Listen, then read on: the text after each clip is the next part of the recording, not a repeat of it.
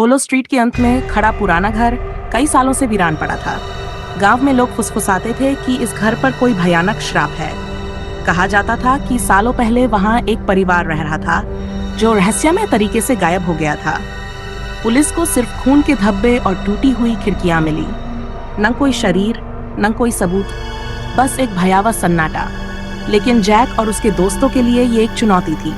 चलो अंदर चलते हैं, जैक बोला जब वे जंग लगे गेट के सामने खड़े थे। चांद की हल्की रोशनी में बगीचे की सूखी घास और जंगली पौधे डरावने साए बना रहे थे। सबसे बुरा क्या हो सकता है? उसके दोस्त हिचकते हुए उसके पीछे पीछे चले। जैसे ही वे पुराने दरवाजे से अंदर घुसे, एक अजीब सी ठंडक उनके शरीर में समा गई।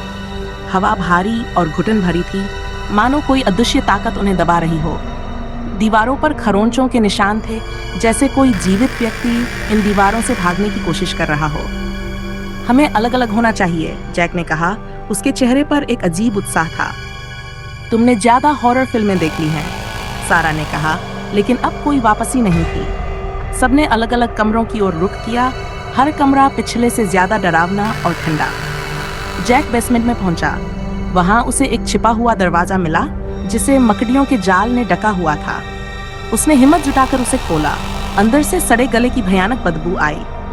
उसकी टॉर्च की रोशनी कांपने लगी और उसने जो देखा उससे उसके होश उड़ गए। कंकाल, ढेर सारे इंसानी कंकाल जमीन पर बिखरे हुए। जैक का दिल जोर से धड़कने लगा। वह पीछे मुड़कर भागने ही वाला था कि दरवाजा जोर से बंद हो गया। टॉर्च की रोशनी बुझ गई और चारों ओर गहरी अंधेरी छा गई। उधर सारा ने एक अजीब छाया देखी जो कमरे के कोने में रखे आईने से झांक रही थी। उसकी लंबी विकृत आकृति उसे घूर रही थी।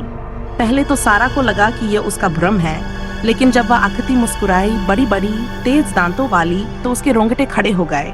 वह बेतहाशा भागी, लेकिन वह जीव उसके पीछे था। उसकी भयानक हंसी हर कोने में गूंज रही थी। उधर क्रिस और मैट अटारी में थे।